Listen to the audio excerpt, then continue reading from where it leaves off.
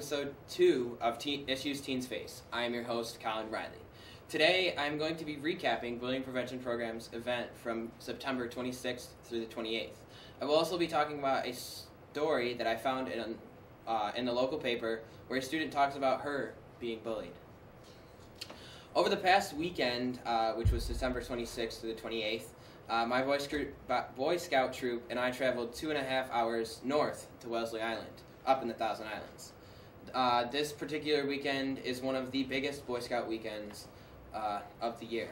It is called Brotherhood because Scouts from Canada and the U.S. meet in one place for a weekend filled with fun.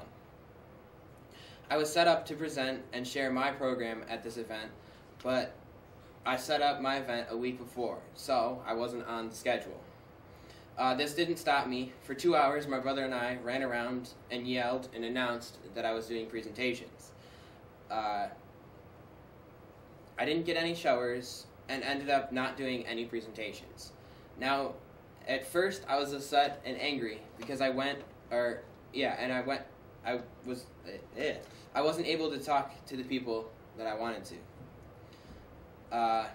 Next year, I'm hoping I can get myself to Canada and definitely pull off some presentations up there and be on the schedule.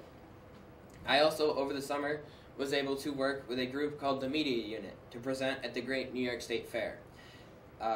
It was, for sure, one of the most surreal moments of my life. I still today honestly cannot believe that I presented at the Great New York State Fair. I was also able to present at Boy Scout Summer Camp Massawepie and Cubs Camp Rotary this summer. Both presentations were amazing, and I look forward to continuing my work with the Boy Scouts of America. Bullying Prevention Program's next presentation is October 12th, 2014, for a youth group in Tannersville, Pennsylvania. This is our first presentation out of state of New York. Very exciting for me and all of us. Moving into the article, this young lady, she is a junior at Lafayette Senior High School, my bad. And I read this article in the paper, and it's called "Bullied Not Broken: How One Teen Frustrated by the lack of administration confronting and stopping a school bully." This article is about a student. Her name is Hannah Bloom, who was being bullied and went to the administration at Lafayette High School, and how they didn't help her solve this problem. Hannah first tried to just ignore the bully, but when that didn't work, she turned to the school administrators. The bully still did not stop, and for the first 4 months of 8th grade, Bloom said she was bullied relentlessly. She couldn't sleep, and she withdrew from many of her friends and felt increasingly depressed. "I felt powerless," Bloom said. Bloom went on to say that the girl, also in 8th grade, would push her, shove her into walls, pull her hair, and degrade her. She goes further to say that she lived in the guidance office and that the girl and her were friends in elementary school. Bloom also shares that she would go home every day and cry after school because she felt worthless. Bloom's parents even tried to go to administration at the school, and the bullying still did not stop. So, Hannah took matters into her own hands and wrote a letter to the bully telling her how she felt and asking her if she was okay. Later, Bloom found out that the bully was going through her own personal problems and took it out on her.